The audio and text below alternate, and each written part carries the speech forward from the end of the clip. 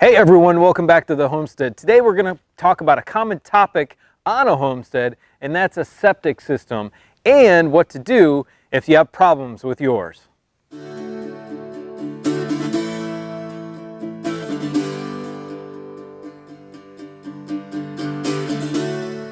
So a really common problem when you've got a septic field, whether it's aerobic or anaerobic, is the buildup of what's called biomat. Biomat is a specific slimy bacteria that builds up in your drain field, and eventually it will not let any more effluent run out and percolate through your gravel in your drain field. Now that's a problem because then it starts to back up into your tanks and then eventually into your house. Now I'm standing right here. We've got a 2-tank system. This is an anaerobic system, which the bacteria well, I don't need an aerator. The bacteria don't need oxygen to survive. So I've got a 2-tank system, 2 500-gallon tanks, and I just had them pumped out this summer for the first time. We've been in the house for 3 years, and it's overflowing. So after just 6 months, 7 months, it shouldn't be doing this, which means we've got a biomat problem in our drain field. Now there's several ways that you can take care of that, and they vary in cost. One of those ways is to replace the drain field, and you don't want to get to that stage. So that's the last thing you want to do. The last ditch effort is to replace your drain field, because the cost is astronomical. Of course it depends on the size, but it can vary between, at a low end, $8,000 and go up to into the $50,000 range. The $50,000 range is usually for what's called a mound system. We don't have that. We have the gravity fed. You can see the land slopes down to a dry creek. So our lines are only maybe 40 feet behind us here, but this whole area is soaking wet, which means somewhere there's a clog. Either it's the biomat, or also it could be what's called the header line. That header line comes from the house to the tanks, and then from the tanks to the drain tiles, the perforated lines, drain lines that are out in your drain field. There's an option to clear a header line, and that is called hydrojetting, which is very harsh on the system, but it clears it out. You cannot use that on clay drain tiles or even your PVC perforated drain lines, because it'll blow things apart. Essentially, the PSI on those is really high. All right, that is, in the case of septic, unless it's a header line or something in the house, you cannot do the hydrojetting. You can do what's called TerraLift. Now TerraLift is when they bring in a machine and it sticks a probe down in next to your line, and it blows compressed air into and around that line to break up the biomat. And that, there's a lot of great reviews on it, and it's been successful, and a lot of testimonies that I've read. I haven't had it done yet. We're doing the first steps here and showing you our first steps.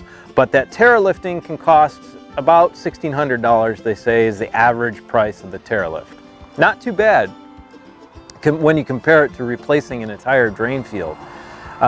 Make sure your septic system is healthy, that you're always monthly putting in the proper bacteria for your system and keeping that bacteria healthy and happy, and so it breaks things down properly. But you can do all that, and that biomat can get so thick in the end of your drain lines down there that it's not going to matter. You're going to need to somehow break that up and break it out of there.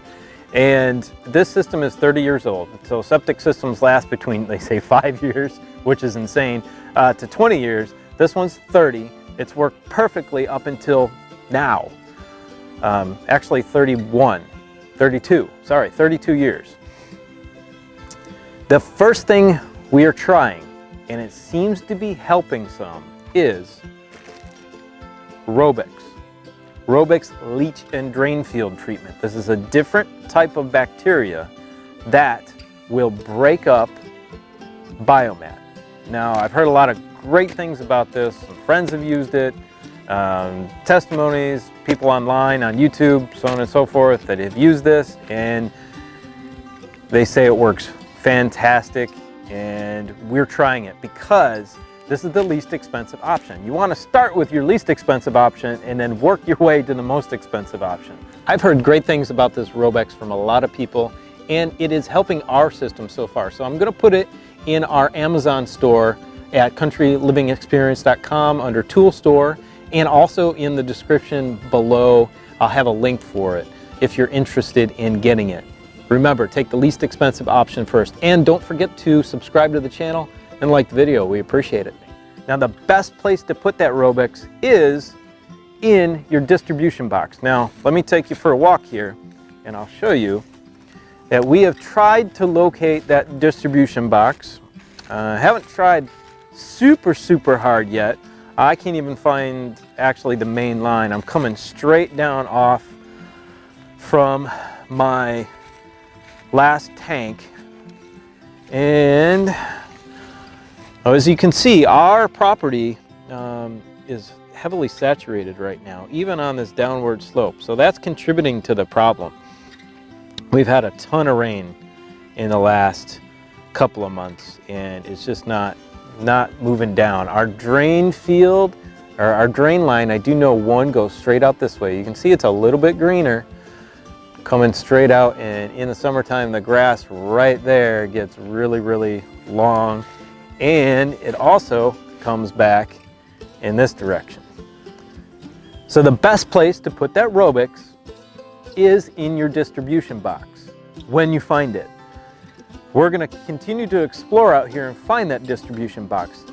Now, you heard me say that I've already used it twice, and that is because on the instructions you can put it in your toilet.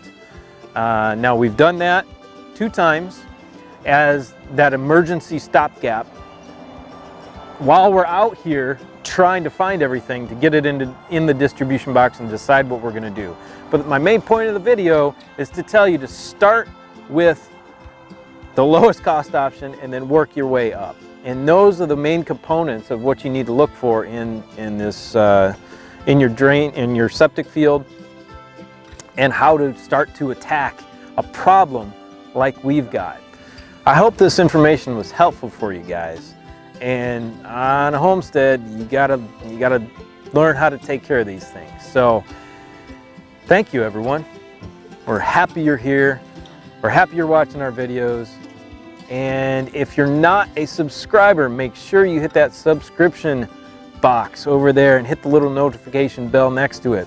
We want you to be here with us on a permanent basis. Thank you, everyone. Have a great day, and we'll see you on the next video.